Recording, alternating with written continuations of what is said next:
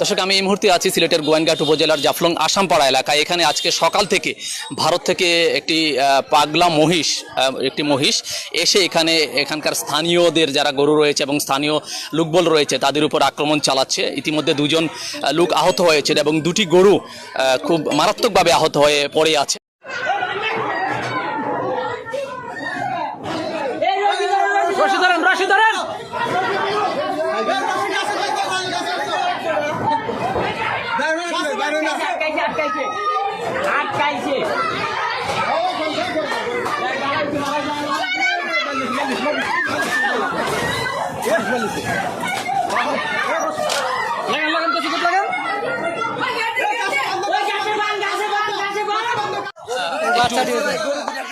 আচ্ছা, আমাদেরকে বলতেন মানে কখন থেকে এটা?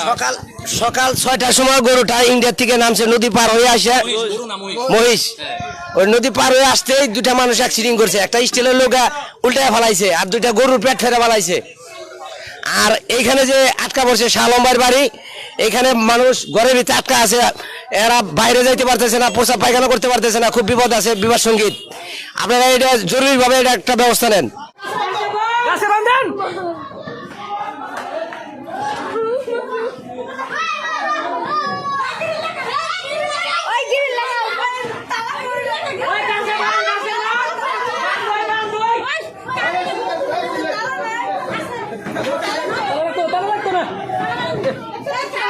মারছে ওই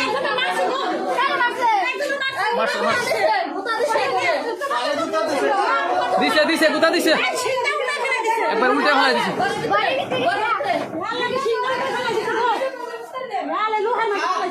এখানে জাফলং, এটা হচ্ছে সিলেটের গোয়েনঘাট উপজেলার জাফলং আসামপাড়া এলাকায়, এবং এখানকার যারা লোকজন রয়েছেন, গ্রামবাসী এলাকাবাসী রয়েছেন, সবাই আতঙ্কে রয়েছেন কখন তাদের উপর আক্রমণ করতে পারে। ইতিমধ্যে কিন্তু দুজন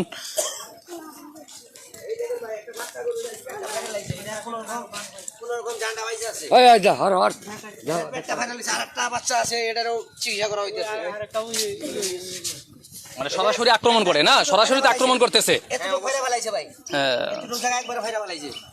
ঢোকার সাথে সাথে তাকে একবার চিপার মাঝে ফেলাইছিল।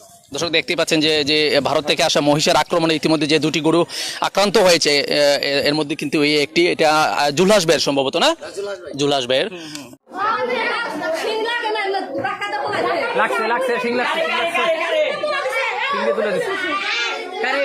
ওই যে ভিতরে গেছে, ওই ঘরে গেছে।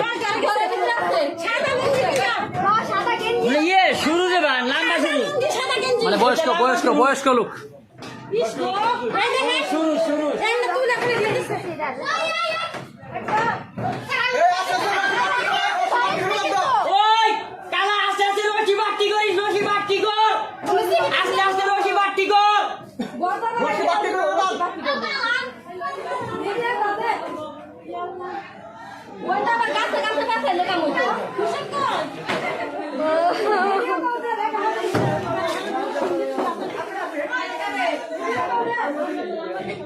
এখন আরেকটা রশি লাগালি তো।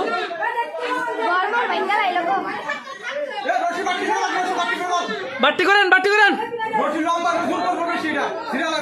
রশি বাট্টি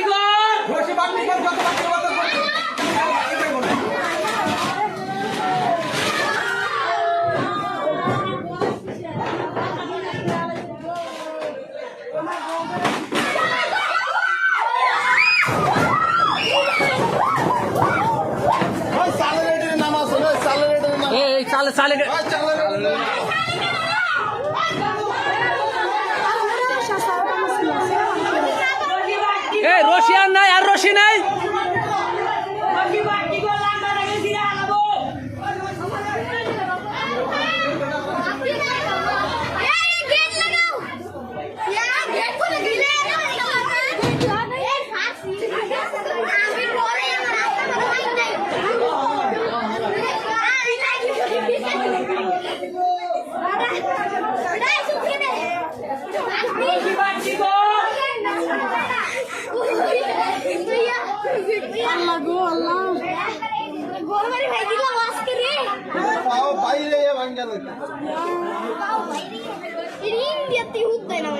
এখানে ওই যে পশু ডাক্তার আইছিল, ও আইছে আসছিল তো। আমি প্রায় 1 ঘন্টা যাবত এখানে আসছি।